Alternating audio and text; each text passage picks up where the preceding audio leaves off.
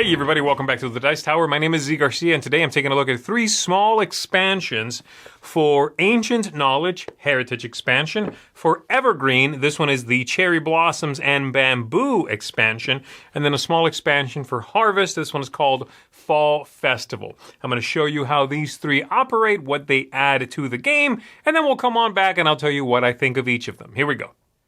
In Heritage here, you are getting 2 main parts. You are going to be getting these cards, which are going to add to your multiplayer games, and then all of these components for a robust solo mode. And so over here we've got the new builder cards. There's 27 of these. There are monuments and artifacts in there. And then new technology cards. Now all of these things you can just mix into your existing piles, okay, in the base game. And one main thing I do want to point out here, there's a new idea with the cards that have 2 triggers. They care about 2 things happening, and so you'll see that over here sometimes, like this card, for example, which has both of these symbols and will do something during both of those phases. So it's a new idea that the game implements more abilities on singular cards, which is cool. And then these, again, it's just more variety over here. And then over here, a solo mode, like I said, which you can play in one of 2 different ways. That includes the die, by the way, and it includes this card that is going to be kind of a countdown card. You know, it goes one way and then the other, and then you flip it, and then it does it again. That's the idea with that. And then these cards, which are lettered over here, and they will have, different concepts on them. So like I said, there's 2 ways you can play with these. These are the new rules for the basic game, and from here on is solo concepts, and it is, it's got some pages on it. So that seems to be the meat and potatoes of the expansion. You can do challenge mode, where you achieve predetermined things through 10 challenges, and then heritage mode that lets you play 15 games while you achieve all these objectives. So it's like a campaign, if you would, and then like a blitz mode or something like that. So that's the idea. And then as you're going through these, you are going to be only taking a look at some of the boxes based on which way you're playing. You're playing in heritage mode, then just look at or not just look, but make sure you account for the red boxes. If you're playing in challenge mode, then don't worry about this heritage stuff. And you'll be going through it, trying to do the best you can. It explains how you're rolling the die, and it's eliminating things against you, that sort of idea. Hence, they include the die, which is a lovely die, by the way, marbled and glorious. It fits the theme very, very well. So there you go. Those are the components in the game. More of the same, brand new ideas, but for solo only. So here we've got the 2 modular parts that come with Cherry Blossoms and Bamboo, and you can add these in just like you do every other expansion. Remove a component from the original game, and then add in one of these things, or both of them, or make your own combination. In fact, there now exist enough pieces that came in expansions where you can play a game of Evergreen with only expansion ideas, which is pretty cool, and remove literally everything that came in the original game and just play with these. So, taking a look at both of these, we're going to start over here with the cherry trees. So the cherry trees are they grow from a sprout whenever you choose to grow one of these.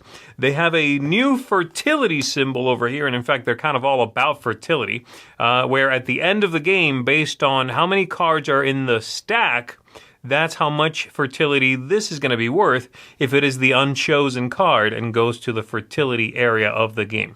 And so if there's this card and another 4 cards there above or below it doesn't matter in that stack, then this will count as 4. And it specifically does not count itself, it counts every other card. So itself in 4 cards, that's 4, as though there were 4 printed on here. So a lot of fertility for that region, okay? And they will all have that symbol, except, of course, the wild card there. So that's the idea with them. Now, like I said, they grow from the sprout to a cherry tree, and they are going to, they collect light. They have a height of 1, and they cast their shadow, and they're worth 2 victory points if they are hit by light. But here's the thing. At the end of the game, for the group of trees that you're scoring that fertility times the big trees, these don't score. What they do, though, is they add to your fertility multiplier. So as we see in the example here, this person has 3 big trees, and there are 3 of these fertility multipliers there. Normally they would get 3 times 3 for 9. But they have 2 of these cherry trees in there that adds to this multiplier. So it's actually 1, 2, 3, 4, 5 times 3 for 15 points from those. And obviously they only themselves add to that multiplier. Nobody else benefits from your cherry trees. And that is how they work. Pretty straightforward, but they very much care about that end game scoring, that fertility scoring at the end of the game. And then moving on to the bamboo, it's going to come in 2 heights. And it is very easy for the bamboo to grow, but you want to be careful it doesn't take over is the idea. And these are sort of the opposite in some ways of these. They will score for your biggest group, your biggest forest, if you would. But they don't score normally when the sun hits them, and you got to be careful because they'll grow out of proportion. So bamboo, these do not grow. You have to start with this step, and they do not grow from a sprout. They go from an empty space right into that bamboo. All the cards here are -1 fertility, so they will nuke that multiplier instead of helping it, if that ends up being the unchosen card, of course. When we're scoring, if any sunlight hits this little guy, then you immediately replace it with this guy. This casts a shadow of 1, this casts a shadow of 2, but it itself, catching light, doesn't score you anything. But at the end of the game, the bamboo is not going to score for fertility, but it does count as a point, either size, big or small, for your biggest forest. So it is quite easy to get a big giant forest on your planet and that is largely made up of bamboo or aided by bamboo, but you're hurting yourself in other scoring areas such as the fertility and, of course, by them growing and casting shadow on something you were hoping to score. So that's it. Again, independent here. You can choose to throw one in, throw both in. You can do whatever you want with it, but that's the 2 modules included here in Cherry Blossoms and Bamboo. To set up the game with the expansion, you're going to add the new board over to the side of the main board. You're going to shuffle up the deck of cards, and we will display that over here, making sure that there are 3 face-up cards. Ideally, you can just leave the deck face-up in the topmost spot like so. Everybody gets a basket that is going to be a new worker they can deploy specifically to the Fall Festival board.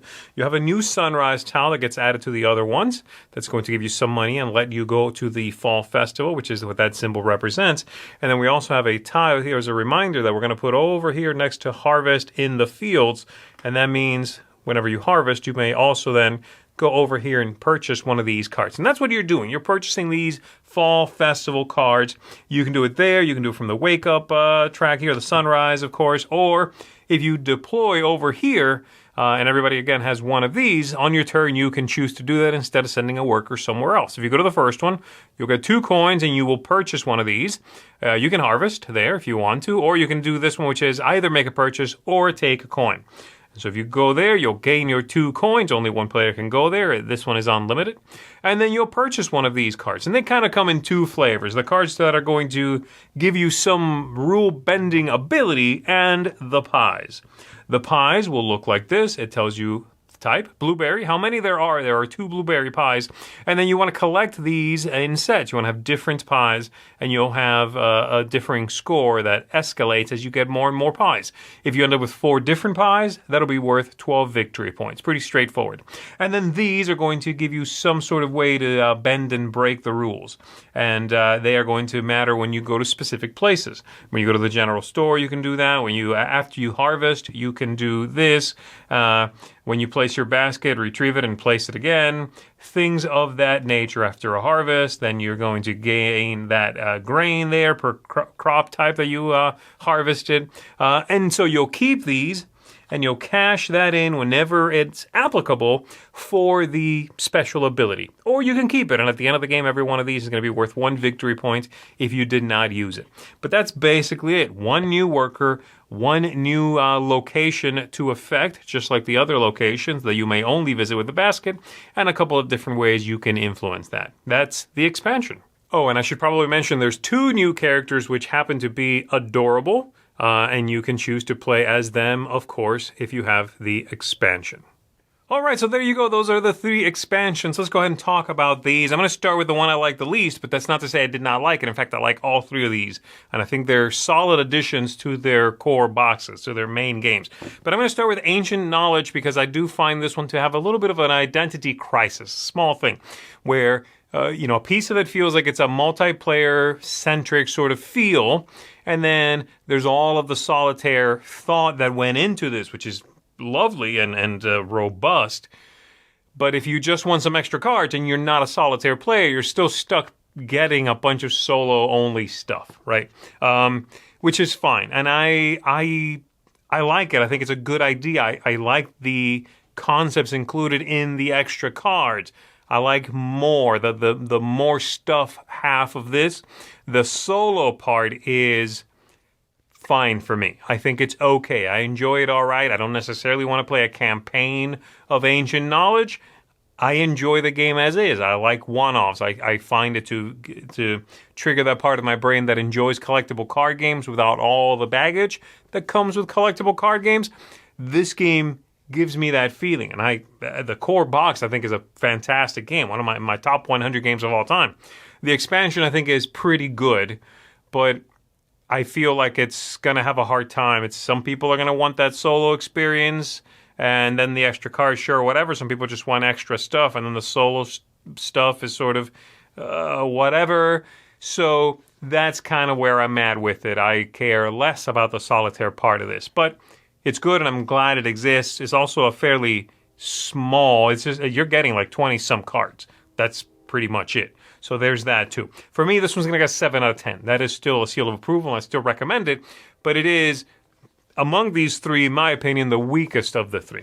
Next up, let's take a look at Harvest Fall Festival here. I really like this little expansion. I think it livens up the proceedings in the original game quite a bit. You're losing some things. You're losing some clarity. You're losing some speed. The game already is a little long, especially with higher player counts. But with this in it, I could see it, starting to get a little long in the tooth, but what it adds, the cards, the thematics of those cards, collecting pies is adorable, of course. Having a worker, an extra worker that you get to send there and only there, it gives you a little more room to breathe, in my opinion. I like what it adds to the game. There are now ways to bend and break the rules when you choose to do a thing, which I always enjoy that in any game. And you add it to this game, which I thought was pretty tight. And it just sort of loosens up the game a little bit. It gives me a slight bit of breathing room at the cost of it being a little longer and maybe a little much going on for already what was included in the base game, if that makes sense. But I like it. This one's going to get an 8 out of 10 from me. Certainly recommend it. And for the size here, the amount of gameplay you're getting is considerable, I would say. So there you go. That is 8 out of 10 for Harvest Fall Festival. And then my favorite of the 3 expansions I'm covering here today is Evergreen, Cherry Blossoms, and Bamboo. This is 2 fantastic little modules for Evergreen. I love Evergreen as well as a core box. And I think the expansions have generally been good. There's been some I've liked more than others, but I would say this one is one of the best, if not the best. The clarity of the 2 included pieces here is excellent. Visually, they are excellent. And I know that that's maybe a silly thing, but it's nice to, at a glance, see what's going on in front of yourself, on the board, among your selections on the cards, and then just what everybody else is doing. The cherry blossoms, cherry trees really stand out. It's easy to see where they are, what is happening on your board, and then the bamboo is also very striking and very easy to delineate among all of the sort of versions of green, shades of green that we've had in the past with the game. And just mechanically, they're fantastic. I love that they seem to loosen up the scoring a little bit, especially the cherry blossoms. They manage to give you some looser scoring than maybe other people, and I enjoy that. I enjoy having something you can choose to go for and going in strong. If you do that with the cherry blossoms, that could really pay off. Bamboo too, but the cherry blossoms especially, I think. So I really like this expansion. I'm going to give this one a 9 out of 10. That is a seal of excellence for the Evergreen Cherry Blossoms and Bamboo expansion. Absolutely fantastic. If you like Evergreen and you haven't tried any of these expansions, this could be, I would say this is the one you want to try first. It's going to be readily available because it's the latest one, and it is fantastic. And if you really, really like it, then you can go back and get some of the other ones and mix it up even more. So there you go, everybody. That is that.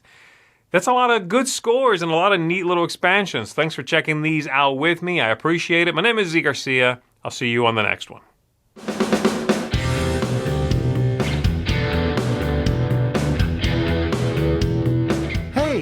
Thanks for watching another video here on the Dice Tower.